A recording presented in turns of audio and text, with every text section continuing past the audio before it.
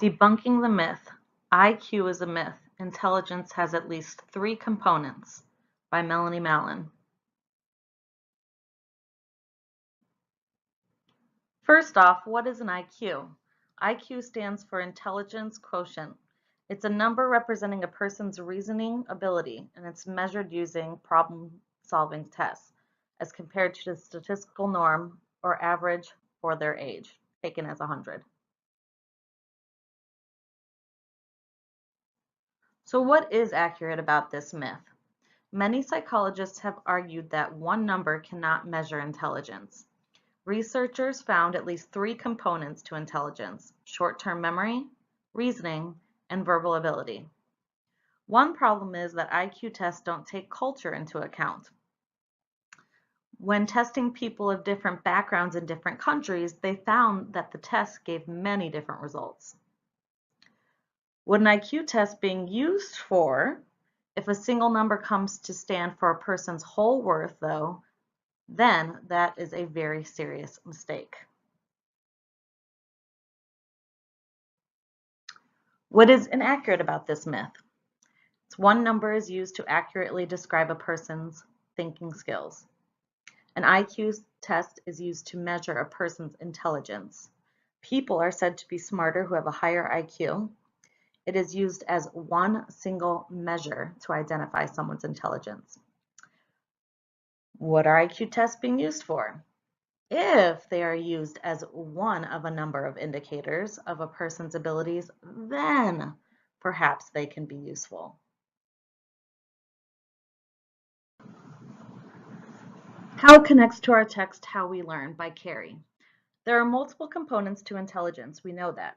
In the reading How We Learn, we are taught about interleaving. Interleaving is a perfect example of how people with multiple intelligence gain learning. Interleaving, that's a cognitive science word, and it simply means mixing related but distinct materials during study. When getting our students to study, is it important to switch up the material? Don't focus on one concept for too long. Switch the material to make sure that each child is gaining something from the learning and that you are reaching all areas of multiple intelligences when you are teaching.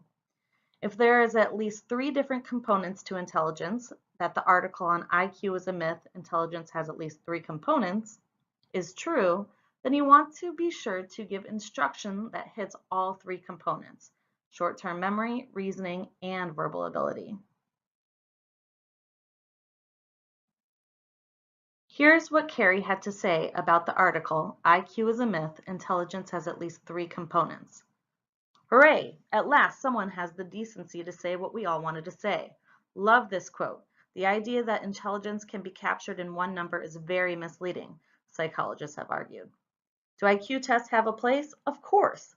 Properly and professionally implemented and analyzed, they can give a comparative value of performance in an IQ test. Another interesting myth debunked by this study: regular brain training didn't help people's cognitive performance, yet aging had a profound negative effect on both memory and reasoning abilities.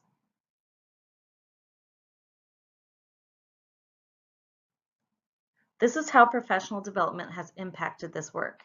As teachers, we have gone through extensive training in the multiple types of intelligence that our students have. There have been many professional development trainings on Howard Gardner's multiple intelligences. An IQ test does not look at the different types of intelligence people have and does not identify the strengths of the types of intelligences people have. The article identified 3 types of components of intelligence of a person, but after reading Gardner's work, I believe that there are more than 3 types of components of intelligence. How this connects to learning techniques. The techniques included elaborate interrogation, self-explanation, summarization, highlighting or underlining, the keyword mnemonic, imagery use for text learning, rereading, practice testing, distributive practice, and interleaved practice. 5 techniques received a low utility assessment: summarization, highlighting, the keyword mnemonic, imagery use for text learning, and rereading. These techniques were rated as low utility for numerous reasons.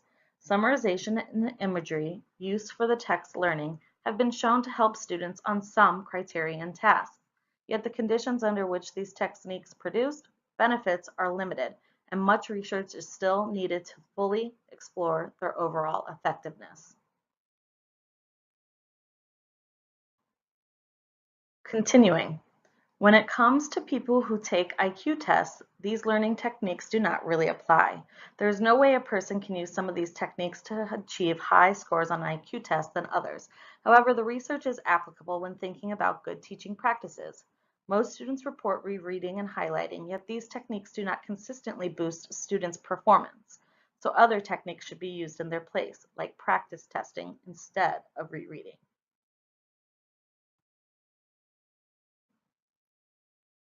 Please see the references below that were used in making this presentation.